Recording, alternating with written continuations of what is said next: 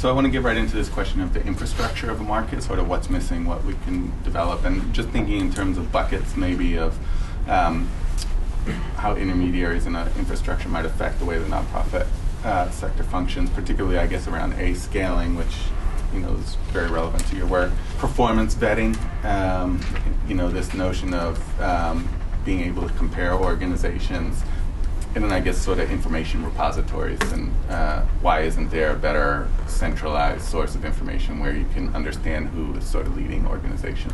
And when we say why, it's not because it's so obvious that that should be there, but why? Because what are the challenges for why it's not there? Alex, when you're saying you're interested in scaling individual organizations, but you're also interested in helping to create a marketplace that allows organizations maybe outside your portfolio to scale.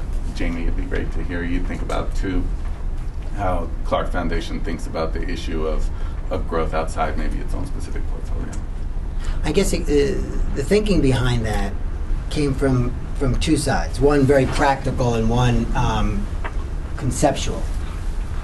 The very practical thinking as we did our research was it's just not possible for, or I shouldn't say not possible, but it's highly unlikely for one intermediary to transform the sector, or one foundation.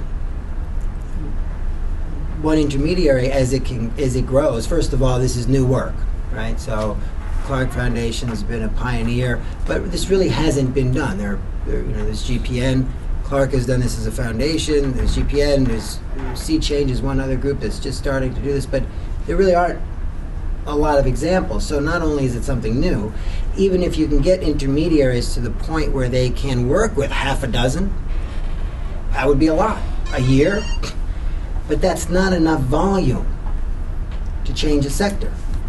So on a very practical basis, our real goal here is not to create an intermediary. It's really to transform not just so much the philanthropy sector. It's not really the goal. The goal is to be able to transform lives on a large scale, so to really move the needle on some of our toughest social problems. So if we're going to get to do that, you need to get many high-performing organizations out into a much larger arena, serving, as Jamie said, thousands and tens of thousands and hundreds of thousands of people. So to do that, you have to move literally, if you just the logic flow, billions of dollars of capital eventually to the top performers. Right now, there's almost zero, right, compared to the $300 billion that's given each year. So that just from a very practical sense, that's a daunting problem that we don't feel that an organization that can work for 100 years, and they won't get the scale. So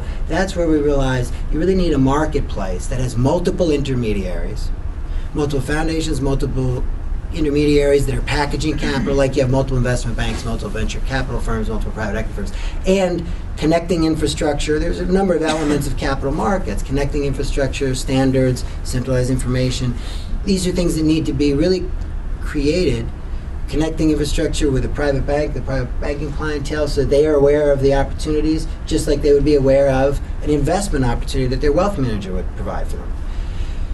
Conceptually, and this, we don't have to talk too much about this, but there's a whole field of study in systems and systems dynamics. But Ashoka's actually really a leader in this, and Bill Drayton's talked about it. But as you think about it in your careers, how do you have a real impact on something? It's leveraging a system, either creating a new system, whether it was sort of the Bretton Woods financial system or whatever it is. So we have taken from the beginning a systems approach, and we saw the intermediary work as a necessary first step to demonstrate. So it's sort of you see GPN sort of as a example that can then influence others to maybe do similar work, so that let a thousand flowers bloom kind of thing? Well, we realized was one important piece, but we're actually actively building marketplace infrastructure.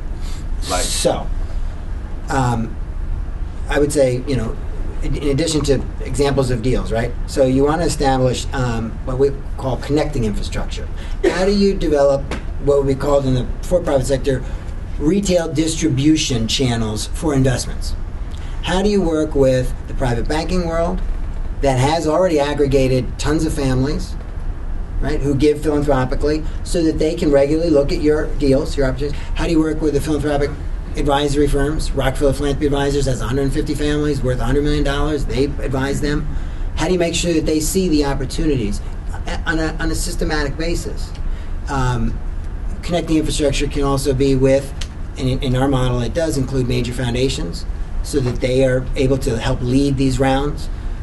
It can include affinity groups like NIRAG, like grant makers for education or association of small foundations. So connecting infrastructure doesn't really exist, because the hard part is... What do you mean by connecting infrastructure? To be able to, they say, and they have a way of doing this, we want to take a look at your scaling opportunities. Okay.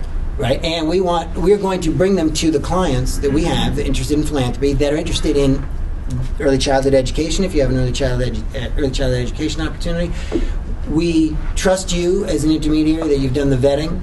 It's a little bit like an intermediary in the for-profit sector that says you trust us to develop the best, bring you the best companies to invest in. Right, that's a developed field. Do you want to talk about the syndication fund also? That yeah, I guess. But let me make two macro comments first. Good. Just to give, my perspective of this. I think there are two things. One's really positive, and one's, not so positive. On the positive side, if you look back, sort of and you guys are doing this, right? The evolution of the nonprofit sector over the last 20, 30 years. I think there's been some incredible change. It really is professionalizing. The number of firms that are coming into the sector to provide high quality services and planning and organizational development and capital aggregation, starting to really pop. I was giving a talk in Europe last year, and the first thing they're struggling with is how do we just find somebody who's going to do really good planning for a nonprofit sector at a reasonable price. So that's something to appreciate. It's really rapidly changing. The fact that people like you in this room are interested in how you'd apply business skills and experience in the nonprofit sector to affect social change, and you've all read the statistics of the numbers of young people who are really interested in combining a good career with social aspirations. So I think that's all great. These are like little drops in the bucket right now. Your effort and Sea Change and our effort and New Profit and venture philanthropy. That's like 6, Robin. There are a handful, but it's just a drop in the bucket. And in Matt was referring to a syndication that we launched last year. It's a $120 million fund where we raised upfront growth capital with a number of major foundations and a few private individuals, and the boards of our grantees, which is a critical thing, kicked in several $1 million.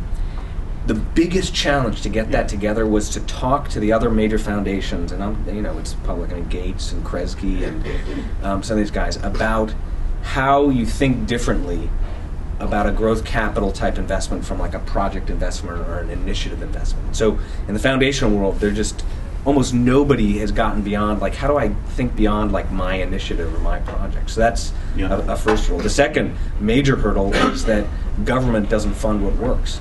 Government locally, as you know, Matt, and from my experience, the federal level distributes based on still a lot of who and political whim. The evidence-based approach and talk seems to be out there, but the money is not moving in the direction of supporting what works, helping to really scale it up.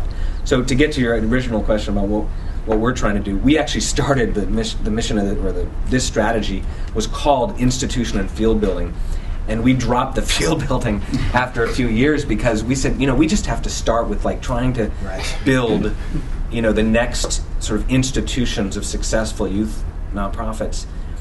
Start there, so start focus, try to find the best, help them grow, show models that really work before we start talking about how we're going to change the sector. So that I don't know if that answers your question, but I think it's a big challenge, and some of these are good baby steps, but there really is a whole different kind of thinking that has to be brought to bear.